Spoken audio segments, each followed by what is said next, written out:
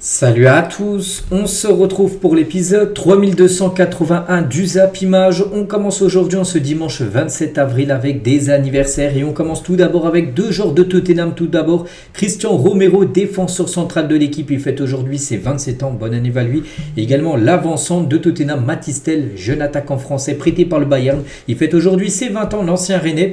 Et également d'autres anniversaires comme Anthony Elanga, l'ailier droit de Nottingham Forest qui fête aujourd'hui ses 23 ans, donc bon anniversaire bien sûr à tous ces joueurs. Donc aujourd'hui on est dimanche, pas mal de football bien évidemment en Allemagne, deux rencontres, Bochum contre Union Berlin et le Werder de Brême contre St. Pauli. Du côté de la Première Ligue, Bournemouth contre Manchester United et Liverpool contre Tottenham. A noter que Liverpool, il suffit juste d'un point bien sûr pour être sacré champion d'Angleterre. Du côté de l'Italie, grosse journée à Como Genoa, Venise AC Milan, Fiorentina Empoli, l'Inter contre l'AS Roma cet après-midi à 15h. A noter qu'il y avait plein de matchs qui auraient dû être joués hier samedi, mais vu que ça a été les funérailles du pape François, bah du coup tous les matchs de samedi ont été décalés à dimanche, donc c'est pour ça qu'il y a une grosse journée en Italie. Donc Inter AS Roma, Juventus Monza, Atalanta Bergame, Lecce et Naples contre le Torino. En Espagne, Villarreal contre l'Espagnol et en Ligue 1, donc Angers Lille, Lens, Auxerre, Montpellier, Reims, Nantes contre Toulouse et Marseille ce soir contre Brest. A noter que si Montpellier perd ou ne gagne pas, enfin même s'il y a un nul, ils descendront officiellement en Ligue 2. On continue, on va parler du Bayern Munich et voici à quoi doit ressembler le futur maillot domicile du Bayern Munich saison prochaine d'après Footy Inline. Donc c'est pas encore officiel, mais là on est quand même le 27 avril, on arrive sur la fin de saison et là il y a de plus en plus d'équipes qui commencent, enfin les maillots commencent à fuiter de la saison prochaine. Donc voici à quoi doit ressembler le maillot du Bayern Munich saison prochaine, toujours avec Adidas, T-Mobile et toujours du rouge et un peu de blanc. Donc je trouve pas mal comme ce maillot bavarois. On continue, on va parler de l'Olympique Lyonnais qui annonce la prolongation de son partenariat avec Fly Emirates pour 5 saisons supplémentaires. Vous savez, c'est en plein milieu du maillot de Lyon, bien sûr. Fly Emirates paye beaucoup pour être sur le maillot de Lyon. Donc un nouveau partenariat encore de 5 prochaines saisons entre Lyon et ce groupe. On va parler de Pep Guardiola. Donc, et sa femme aurait récemment renoué alors que des démarches pour le divorce avaient débuté fin février. On avait parlé début d'année qu'en gros il s'était séparé de sa femme, ils avaient entamé des démarches pour divorcer et du coup on a l'impression qu'ils se sont remis ensemble, tant mieux. Donc le technicien espagnol aurait pris la décision de revenir au moins une fois par semaine en Catalogne pour voir son épouse parce que son épouse elle reste en Espagne, enfin à Barcelone, elle habite à Barcelone et Pep Guardiola habite à Manchester, donc c'est pas pareil, il y a quand même pas mal de kilomètres d'écart et du coup il lui a dit voilà, je vais venir au moins une fois par semaine, venir du côté de l'Espagne pour te voir, parce qu'en gros ils s'étaient séparés à cause de la distance, donc voilà, on a l'impression que ça a l'air d'aller mieux, donc tant mieux bien sûr. Pour le couple, on va parler de Jamie Vardy, donc la routine de Jamie Vardy avant ses matchs. Tiens, Jamie Vardy, il y a quelques jours, on sait que après plus de 13 ans passé à Leicester, il part, c'est officiel. Donc lui, il a une routine, donc boire 3 Red Bull, une omelette au jambon en repas, prendre un double expresso et apprendre des insultes dans la langue natale des défenseurs centraux qu'il va affronter. Par exemple, je sais pas, tiens, s'il y avait un Leicester Arsenal, il y avait Saliba, il allait apprendre des insultes en français pour les dire après à Saliba dans le match. Voilà, c'était sa routine pour Jamie Vardy. On ne sait pas ce qu'il va faire. Bon, il a 38 ans, est-ce qu'il va prendre sa retraite? C'est pas ce qu'il a dit. Il a juste dit qu'il partait de Leicester. Il risque de signer dans une nouvelle équipe là très prochainement. On va parler d'un autre attaquant beaucoup plus jeune que Jamie Vardy, c'est Gyökeres. Et l'Atlético Madrid rêve de recruter Victor Gyökeres qui sera convoité par beaucoup d'équipes en Première Ligue, beaucoup de clubs le ciblent. Et aussi l'Atlético Madrid cible également l'attaquant suédois. Imaginez Gyökeres avec Alvarez, ça peut être pas mal. Du côté de l'Atlético, saison prochaine en attaque, s'il n'a rejoint bien sûr les Colchoneros. Amadou Haidara est prêt à quitter le RB Leipzig cet été, donc le milieu est estimé à 20 millions d'euros. Voilà, si une équipe est intéressée par le joueur Haidara. On va parler de l'AS Roma et Naples sont intéressés par Callum Hudson-Odoi, ce genre de Nottingham Forest qui réalise une belle saison. Nottingham aux portes bien sûr de la Ligue des Champions pour la saison prochaine. Donc voilà, les deux belles équipes italiennes intéressées par le joueur anglais. On va parler de Juan Garcia, donc c'est le gardien espagnol de l'Espagnol Barcelone, très bon gardien, il est convoité par de grands clubs comme Manchester United qui a contacté l'entourage du gardien de l'Espagnol Barcelone pour une arrivée, il y a aussi le Real Madrid qui le voit les gars peut-être pour le futur, pour l'après Thibaut Courtois, donc il y a de fortes chances qu'il quitte l'Espagnol Barcelone l'été prochain, le gardien Juan Garcia. Des nouvelles aussi de Matteo Guendouzi. Et Newcastle souhaite avancer des discussions pour Matteo Guendouzi, un joueur actuellement de la Lazio. Mais pourquoi pas Guendouzi, peut-être un retour en Première Ligue. Il a déjà joué en Première Ligue dans le passé. Donc voilà, Newcastle serait très intéressé. Des nouvelles également d'André Di Maria en fin de contrat là, dans 2 mois et 3 jours. On est le 27, donc c'est le 30 juin prochain. Mais pas que Di Maria, de base, il aurait vu prolonger du côté de Benfica. C'est plutôt le Benfica qui ne veut pas le prolonger, qui ne veut pas lui redonner une année supplémentaire. Et du coup, Di Maria souhaiterait lui du coup retourner en Argentine cet été, trouver un club en Argentine. River Plate, j'en sais rien, une équipe comme ça où il pourrait signer Di Maria avant de prendre sa retraite.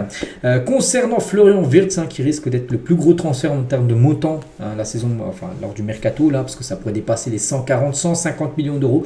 Et lui, il a une priorité, donc sa priorité même absolue de Wirtz est de rejoindre le Real Madrid. Il y a le Bayern City et le Real, lui ce serait plutôt le Real. Et le joueur estime que c'est le club qui lui offrirait la meilleure opportunité de remporter la Ligue des Champions et le Ballon d'Or, qui est un objectif bien sûr, les 2 trophées, la Ligue des Champions et le Ballon d'Or, c'est un objectif dans sa carrière et il pense qu'au Real il a le plus de chances de remporter ces 2 gros trophées. Toujours du côté du Real Madrid, on va parler de Dani Carvajal, hier qui n'était pas présent bien sûr pour la finale, qu'on parlera demain bien sûr, la finale on parle toujours lundi des résultats du week-end. Donc Carvajal veut revenir pour la Coupe du Monde des clubs, il souhaiterait jouer bien sûr cette compétition. On va parler de Keylor Navas.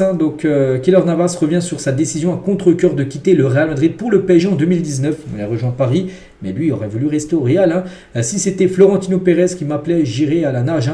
Évidemment, ce sont des décisions que vous prenez, non pas avec votre cœur, mais en pensant à ce qui sera le mieux pour votre football. Ce moment où j'ai dû quitter Madrid, je suis parti parce que je n'allais pas avoir les minutes pour jouer. Parce qu'en gros, Courtois est arrivé au club et du coup le Real faisait venir Thibaut Courtois, c'était pour le faire jouer. Du coup il a perdu sa place et c'est pour ça qu'il a dit j'ai besoin de temps de jeu. Il est parti au PSG. Donc voilà, si j'avais pris la décision avec mon cœur, je serais resté au Real Madrid toute ma vie. Mais bon, il aurait eu ce rôle de remplaçant vu Courtois bien sûr arrivé au club et il avait recruté Courtois pour le mettre numéro 1 du côté du Real. Voici les chances de victoire en Europa League. On sait qu'il y a la Ligue des Champions, après-demain bien sûr avec le PSG qui joue. Mais en Europa League, il y a aussi les 2 demi-finales qui se joueront jeudi. Et l'équipe qui a le plus de chances, c'est Tottenham de remporter l'Europa League. 35% devant Bilbao, 29% Manchester United, 24% et Bodo Glimt, 12%. Donc la demi-finale, donc Tottenham contre Bodo Glimt et Bilbao contre Manchester.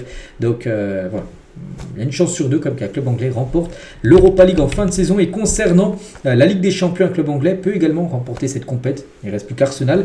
Et Fabio Capello, le coach italien, place Arsenal favori face au PSG. Pour moi, c'est toujours du 50-50. Je ne vois pas une équipe qui se détache par rapport à l'autre. Voilà, ça va jouer sur des détails. Vraiment, c'est très compliqué à dire qui va passer entre Arsenal et Paris. Bon, lui, il dit, j'ai vu les matchs et Arsenal a quelque chose en plus. Ils ont plus de personnalité que le PSG. S'il fallait que je parie sur une des 2 équipes, je jouerais les Anglais. Donc moi, je partirais sur le PSG parce que je soutiens à fond le PSG. Donc je ne peux pas dire Arsenal. Mais vraiment, pour moi, c'est du 50-50. Je dis, en Ligue des Champions demi-finale, de toute façon, ça se joue sur des détails. L'équipe qui fera le moins d'erreurs passera bien sûr en finale. On va parler de Léo Messi lors du dernier match de l'Inter Miami. Il a encore battu un record d'affluence.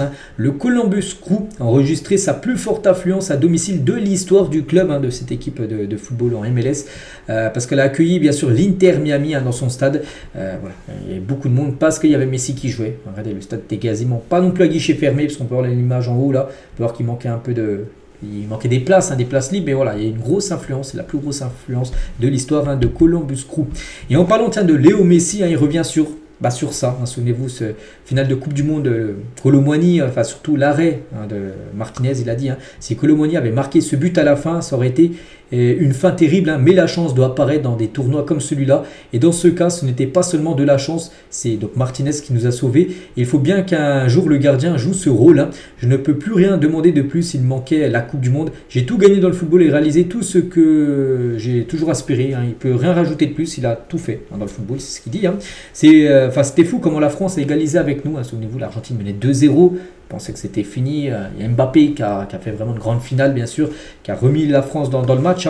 Il a dit le pire, c'est que c'est moi qui ai perdu le ballon au milieu de terrain, mais on savait qu'on avait 10 buts pour les tirs au but. Voilà, donc concernant là sur cette action, c'était Messi qui avait perdu le ballon au milieu de terrain. Imaginez, il y aurait eu le but de Kolo Muani, mais si ça aurait voulu toute sa vie en gros d'avoir perdu ce ballon au milieu de terrain. pour le but de Colomoni, bon, qui n'est jamais arrivé parce qu'il y a eu le magnifique arrêt, bien sûr, de Martinez, déjà 3 ans, hein, bien sûr, hein, cette finale. Hein. Et Chesney, tiens, parle de Martinez, qu'on parlait avant, parce que les deux avant étaient à Arsenal. Il a dit, hein, il était très jeune, plein d'émotions, il a été prêté et les choses ne se sont pas bien passées. Il était sur le banc et c'était frustrant pour lui. Une fois installé, il est devenu le gardien que nous connaissons aujourd'hui. Voilà, parce que lui, il veut avoir un rôle de numéro 1. Ah, bien sûr, Martinez, il n'aimait pas avoir ce rôle de remplaçant, parce qu'avant, c'était Chesney, numéro 1 à Arsenal. Donc voilà, ah, bien sûr, c'est un magnifique, bien sûr, gardien, on le sait tous. Hein. C'est juste moi, ce que je reproche, c'est son comportement, des fois, hein, qui est quand même très, très limite pour Martinez. On va parler de Xavi Simons, envisage de quitter Leipzig cet été, il rêve de retourner au Barça un jour. C'est son objectif, rejouer au Barça, il sort de la Masia. Hein. Donc cet été, en revanche, hein, c'est plutôt vers la première ligue hein, qu'il pourrait se diriger. Un montant de 75 millions d'euros est évoqué d'après Fabrizio Romano. Je vais voir que Manchester United est très intéressé par Xavi Simons. Donc pourquoi pas aller à Manchester 2-3 ans et après retourner au Barça. C'est le rêve de Xavi Simons. Alexandre Lacazette compare Mesut Özil et Ryan Cherki. Il a dit, je mettrais peut-être Mesut Özil encore au-dessus, mais avec le temps, Ryan peut le rattraper. Mesut Özil. Hein. Bon, après, il y en a qui a fait une magnifique carrière et l'autre qui en tout début de carrière, il faut voir, mais c'est que ce que montre Ryan Cherki, s'il continue à faire ça et progresser, oui, il arrivera peut-être au niveau de Mesut Özil. Hein.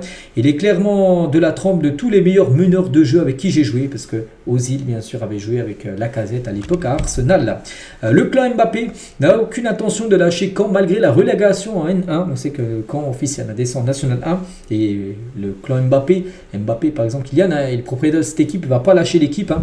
Il estime ne pas avoir pu mettre en place ses idées concrètement. En revanche, hein, des licenciements sont à craindre en interne. Hein.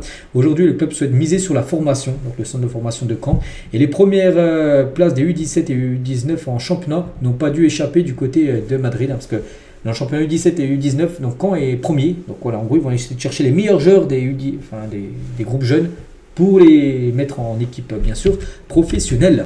Paul Pogba sur la finale de l'Euro 2016, perdu contre le Portugal. On avait tout pour être champion, hein, c'est vrai, c'était en France. Déjà, c'était en France, déjà, c'est un gros plus.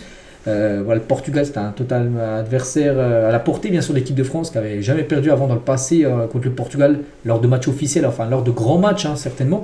Donc, voilà, si on jouait 10 matchs, hein, on en gagnait 9, mais ce match-là qu'on perd contre le Portugal, c'est comme ça. L'équipe de France a totalement dominé le Portugal. Et le Portugal, grâce à Eder, hein, toute fin de rencontre, avait fait cette grosse frappe hein, en fin de match qui avait trompé. C'était, je ne sais plus c'était qui, je crois, Lloris, hein, qui était le gardien à l'époque. En 2019, Lucas Beraldo visitait le Parc des Princes en tant que supporter. Aujourd'hui, le Brésilien compte 5 titres avec le PSG. On peut le voir là, Beraldo, avec Tsunami. Il était venu, hein, parce qu'en 2019, bon, il n'était pas encore à Paris. Il arrivait seulement il y a 2 ans, mais ouais, il était déjà venu au Parc. Hein. Puis maintenant, il est joueur, bien sûr, du Paris Saint-Germain. On va parler de cette stat folle, les gars. Ivan Botella est le premier joueur européen à réussir 3 montées consécutives avec 3 clubs différents. Donc là, cette saison, il est monté avec la Louvière, une équipe de 2e division belge. Il monte en 1re division belge. Saison dernière, il est à Red Star. Donc là, il était transféré à Louvière. Mais la saison Red Star, il a fait passer de National à Ligue 2. Et avant d'être à Red Star, il est à Molenbeek où il était passé D2 à D1. Donc en gros, il a fait 3 montées consécutives avec 3 clubs différents. 2 clubs belges et une équipe française. Et on finit aujourd'hui, les gars, il y a 6 ans, jour pour jour, un certain Cristiano Ronaldo remportait le championnat d'Italie avec la Juventus et devenait le premier joueur de l'histoire à avoir remporté la Première Ligue, la Liga, donc Première Ligue avec Manchester United, la Liga Real et bien sûr la Serie A avec la Juventus Turin. On sait que maintenant la Juve c'est beaucoup plus compliqué comme depuis le départ hein, de Cristiano Ronaldo. Donc voilà ce qu'il y avait à dire, j'espère que ça vous a plu. Donc on se retrouve nous demain bien sûr, on va parler de tout ce qui s'est passé là, aujourd'hui et demain, hier hein, avec bien sûr la finale de la Coupe du Roi qu'on parlera demain lundi. Allez, je vous souhaite une bonne fin de week-end et à demain.